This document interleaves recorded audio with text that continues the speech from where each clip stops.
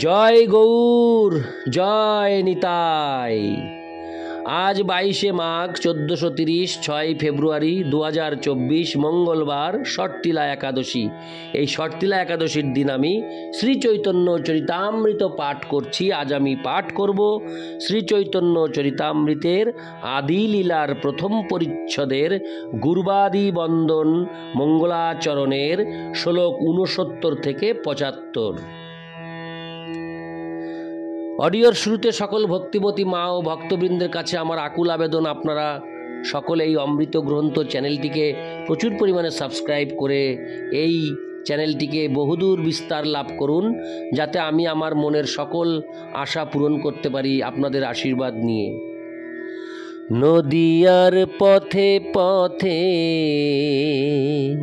হরিনাম নিয়ে মুখে, চলো মন গৌর দেশে যাব।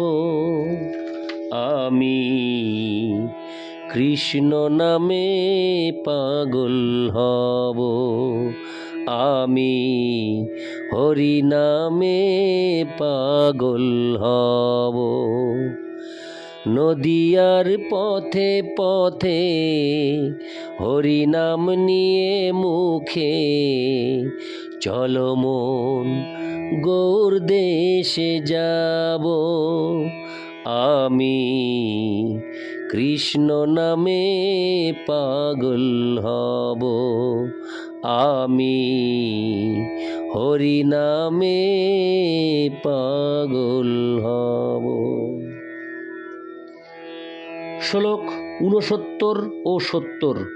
একই বিগ্রহ যদি হয় বহুরূপ, আকারে ত ভেদ নাহি। একই স্বরূপ মহিষী বিবাহে, জয়ীছে জয়ীছে কইল রাস। ইহাকে কহিয়ে কৃষ্ণের মুখ্য প্রকাশ। শ্লোকার্থ: পরমেশ্বর ভগবান যখন অভিন্ন রূপে নিজেকে বহুভাবে প্রকাশ করেন, তখন সেই সমস্ত রূপকে বলা হয় প্রকাশ বিগ্রহ। যেমন 16,000 মহিষীকে বিবাহ করার সময়ে এবং রাস নৃত্যের সময়ে তিনি নিজেকে একই রূপে বহু গুণে প্রকাশ করেছিলেন। প্রকাশ বিগ্রহ। ইতি শ্লোক 69-70। শ্লোক 71। চিত্রং বতৈত দেকেন বপুষা, যুগপথ পৃথক গৃহেষু দ্রষ্ট সাহস্রং, স্ত্রিয় এক উদাবহত। হরে কৃষ্ণ। অনুবাদ: এটি পরম আশ্চর্যজনক যে ভগবান শ্রীকৃষ্ণ এক এবং অদ্বিতীয় হওয়া সত্ত্বেও নিজেকে 16,000 একই রূপে প্রকাশ করে 16,000 মহিষীকে তাদের নিজ নিজ প্রাসাদে বিবাহ করেছিলেন। ইতি শ্লোক 71। শ্লোক 72। রাসোৎসব সংপ্রবৃত্ত গোপীমণ্ডল মণ্ডিত, যোগেশ্বরেণ কৃষ্ণেন তাসাং মধ্যে দয়োর্দয়। অনুবাদ: যোগেশ্বর শ্রীকৃষ্ণ তার অচিন্ত শক্তি বলে প্রতি 2 গোপিকার মধ্যে তার এক একটি মূর্তি প্রকাশ করে গোপীমণ্ডল পরিশোভিত হয়ে রাসোৎসবে নৃত্য করেছিলেন। ইতি শ্লোক 72। শ্লোক 73 ও শ্লোক 74।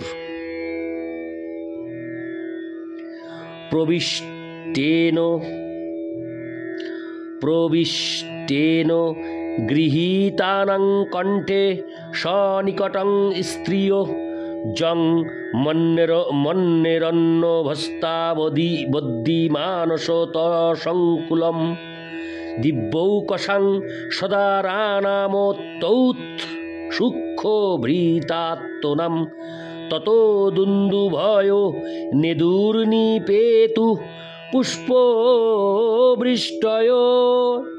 অনুবাদ: এভাবেই যখন গোপিকারা ও শ্রীকৃষ্ণ রাসনৃত্যে মিলিত হয়েছিলেন, তখন প্রতিটি গোপিকা অনুভব করেছিলেন যে গভীর অনুরাগে কণ্ঠ ধারণপূর্বক শ্রীকৃষ্ণ যেন কেবল তাকেই আলিঙ্গন করছেন। ভগবানের এই অতি অদ্ভুত লীলা দর্শন করার জন্য স্বর্গের দেবতারা সস্ত্রীক শত শত বিমানে করে গভীর উৎসুক সহকারে গণন পথে এসে উপস্থিত হয়েছিলেন। তারা পুষ্পবৃষ্টি বর্ষণ করেছিলেন এবং অত্যন্ত মধুর স্বরে দুদুম্বি বাদ্য বাজিয়েছিলেন। ইতি শ্লোক 73 ও 74। শ্লোক 75। অনেকত্র প্রকটতা রূপ সৈকস্য জৈকদা সর্বথা তৎ স্বরূপৈব স্বপ্রকাশ ইতির্যতে।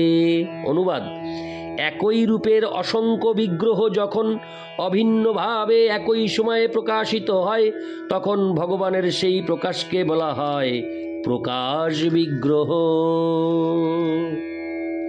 তাৎপর্য: এটি শ্রীল রূপ গোস্বামী পাদ রচিত লঘু ভাগবতামৃত থেকে উদ্ধৃত একটি শ্লোক।